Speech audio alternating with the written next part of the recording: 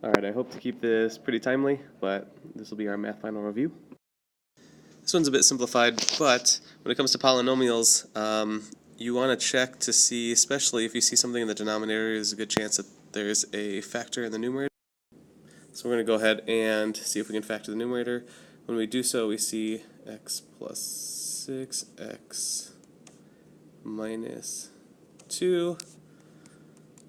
And so when we cancel these off, we can simplify these. This is going to work for most of the ones that we see.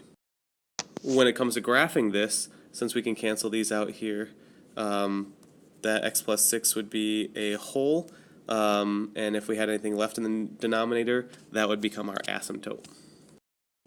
Likewise, if we see polynomials like this, whenever you're multiplying, it's nice and easy. You can go ahead and cancel out things that are on the numerator and denominator.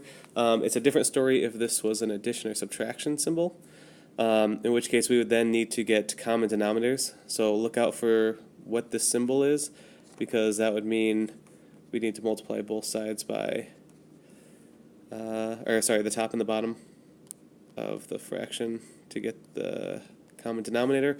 And so it's a very big difference. If this is multiply, we can cancel these out and then multiply across. If this is add or subtract, it gives us a lot more work. So just look for that symbol, and that's going to be determining what we do with this thing.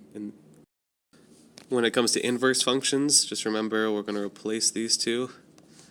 X equals 3y plus 1, and then we'll go ahead and solve for y. And so when we divide by 3, we end up with y equals x minus 1 over 3.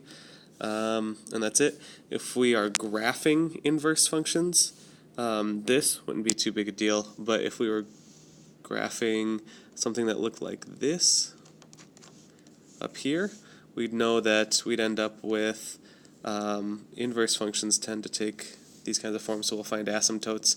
And if we're ever needing to test the asymptotes or the test limits, we can also just pick a point like when x is 5 or 6 or 7, and we know that it's going to get closer and closer and closer to that point, so this will decide where those asymptotes are. So just testing numbers when we're graphing is always going to be the case, and later on when we see that, that's what we're going to be doing, is making an xy table and just testing numbers like 0, 1, -1, those sorts of things.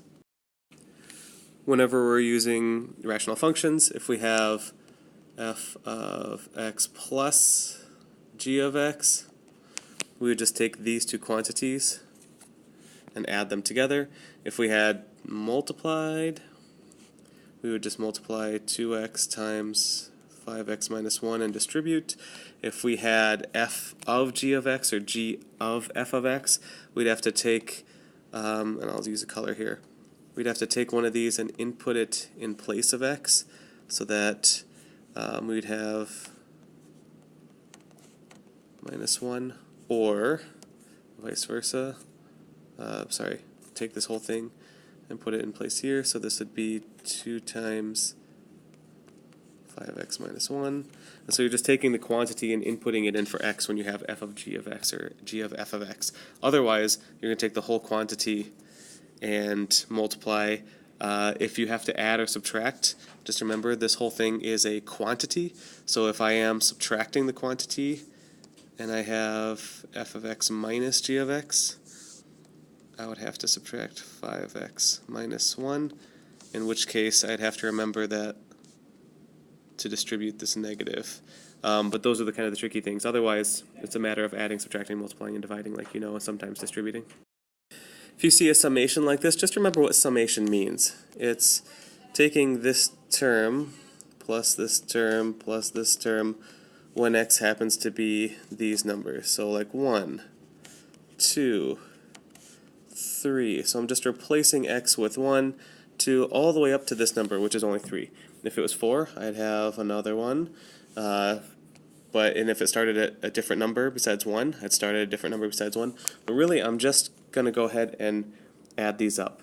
And it doesn't matter what this is. This could be 6x, in which case it'd be 6 times 1 plus 6 times 2.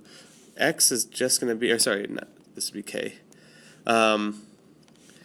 This variable is just we're inputting these numbers right here, from 1, 2 to 3, or from 1 to whatever, 10. We're just inputting those values. So a summation is just addition in the sense. I want to talk quick about some graphing. Here you've got two relative maximums here and here. You've got a relative minimum here, and you are concerned with the zeros where it crosses the y-axis. So those are kind of your most important points. Once you plot that on your calculator, you can just kind of find those, but that's where you're looking. From here to here, it's increasing. From here to here, it's increasing, and really this is all the way. Likewise, from these 2 white points and from here down, it's decreasing, so you're looking for those places. If you're graphing polynomials, just make sure that there are no holes and asymptotes. So again, if you have x plus 1 over x plus 1 and x minus 1, I realize these graphs and this doesn't actually line up, but if I see that I can simplify this, I know my whole is going to be at x equals -1 as a whole, and I know that my asymptote is going to be at x as +1 for the asymptote. And if you're looking for the whole itself, when you plug in -1 into here, you're going to use this new kind of formula here, and you're going to have a whole at, it looks like when this is -1, that'd be 1 over -2, which is -1/2, and so 1/2. This is your whole, this is your asymptote. Tried to save the best stuff for last. Here, if I wanted to condense, I know that if it's the same base, I have addition, I can go ahead and multiply. So this becomes the power. And then if I am adding, then I know I'm going to be multiplying. If I am dividing here, or sorry, subtracting, then I know that I'm going to be dividing these two terms. So it's a nice way to condense. And then if this were to equal anything, let's say a number, if this equals a number, then I can use that banana rule and say 10 to this number, which I can actually calculate with my calculator, equals, with 2 variables you can't answer it, but if this is 1 variable, this is how you would answer that question and then solve for x. So looking through this, I know how to condense, I know how to expand, but ultimately I can also use this log and this number to use banana, and when I do, I end up losing this log. And depending on how it's set up, I can go ahead and try to solve it in varying ways. When it comes to our favorite e to the second, I can actually calculate that on my calculator. So that's a number. That'll be a number equals 2x, and I can go ahead and divide by 2. The problem comes when I have the variable up here. And so now, e to the 2x, I can't just calculate. But I do know that I can take natural log of both ends. And so natural log of e cancels out, and I end up with 2x. And I can take the natural log of 2, which actually should be written this way. But natural log of 2, I can just plug into my calculator natural log of 2. And when that gives me a number, I can divide that number by 2. And while it seems like the same process, it's going to give me a different number. And it just depends on if your variable is on basically the same side, you want to get rid of one of them, so natural log. If it's not, then you can actually just go ahead and type e to the whatever. So those are kind of the things to look out for. So this is kind of the end of it. I see that I have 5 to the x power, so when it comes to powers, I know that, positive 1, 2, 3, 4 becomes 25, 125, all that fun stuff. If I end up with a negative number, and so again, the negative, beware, there's 2 different things here. So there's fractional and there's negative numbers, and they are very different things. So a negative, whenever you see a negative number, whether it's -1, -2, -3, negative whatever, a negative means the reciprocal. So 1 over 5 squared. This is going to be super important. Whenever you see the negative, it's 1 over. Whenever you see the fraction, most of the time you're going to see it like this, where you're going to end up multiplying these to get 5 squared. But if you ever just see the fraction like this, if you can leave it like this, you're thinking of this as square root of 5. So a fraction is getting a smaller number out of this, whereas a negative number, you're still squaring a number here, but it's going to be 1 over. So again, the big things to remember, a negative power means 1 over. And a fractional power means you're going to have either square root, cube root, or something like this. These are important to separate.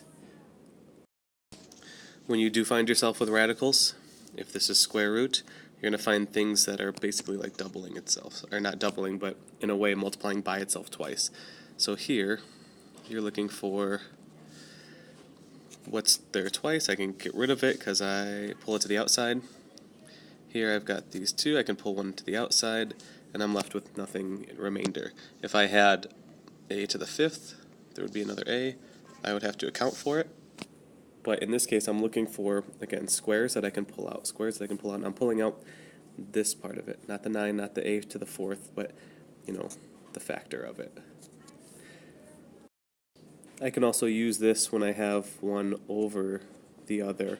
I can either factor out and get something like this on the top. If this was 9a to the 5th, I can replace it with this, and then hope that, you know, if this is just square root a, then when I'm done, I can cancel these off and this is left over. Otherwise, I can go ahead and divide at the beginning, 9a to the 5th over a, cancel these off and get 4, and I could simplify this at the beginning to 9a to the 4th. Either way I do that, I just want to make sure at the end I'm simplifying. But and then this will end up same thing here. So either way, I'm still getting the same answer, whether I simplify this, and then divide, or whether I take this whole thing and simplify it, and then simplify finally. I know I just use that word a lot. I'm sorry this is getting pretty long, but I just want to make sure to cover everything possible. Good luck. The last thing I'm going to say is just make sure to look out for those little things like distributing a negative. If you've got a fraction and you've got another polynomial over here that you're subtracting, and you've got, let's say, the same denominators, we just want to make sure that you're looking out for this negative and that that's actually a, here we go, plus the opposite. So you're just really making sure that there's a quantity that you're looking out for. And that's really for everything, every problem. Look for that subtraction symbol and make sure you're accounting for it. Same thing with some of the little things like distributing, making sure you're just distributing everything you're supposed to be, and that you know, your pluses, your minuses are there. When you're distributing the x with it, so you're getting your x squareds and you're not missing out on those sort of things. Those are the ones that you know to look out for, that you just want to make sure to mitigate as much as possible. So make sure every problem at the beginning, just kind of you're thinking through, and double check at the end that those little things that you definitely know but you don't want to creep up on you are accounted for. Best of luck.